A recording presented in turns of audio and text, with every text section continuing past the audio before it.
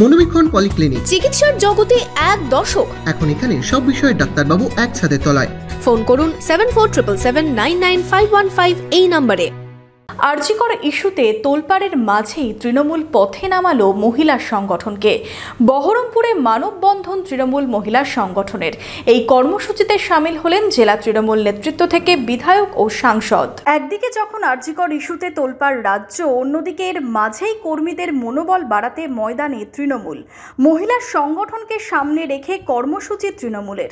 দলনেত্রী মমতা বন্দ্যোপাধ্যায়কে কৃতজ্ঞতা জানিয়ে দিদির সাথে থাকার বার্তা দিয়ে মানববন্ধনে তৃণমূলের মহিলা সংগঠন।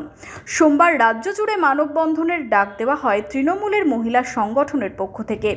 বিভিন্ন জায়গার পাশাপাশি বহরমপুর, মুর্শিদাবাদ সাংগঠনিক জেলা মহিলা তৃণমূলের পক্ষ থেকে মানববন্ধনের মধ্যে দিয়ে দলনেত্রীকে কৃতজ্ঞতা জানানো হলো।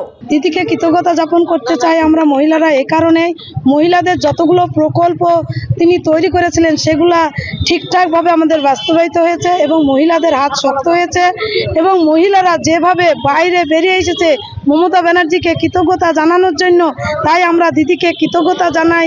এইটাই বলার ছিল আমাদের এই কর্মসূচির মাধ্যম দিয়ে। আমার হাত তোমার হাতে, আমরা সবাই দিদির সাথে।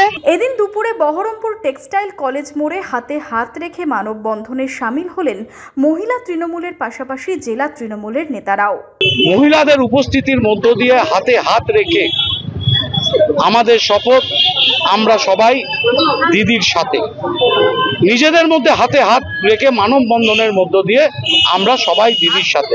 আরজিকর ইস্যুর মাঝেই কর্মীদের মনোবল বাড়াতে মহিলা সংগঠনকে সামনে রেখে পথে থাকতেই তৃণমূলের এই কর্মসূচি বলে রাজনৈতিক মহলের দাবি।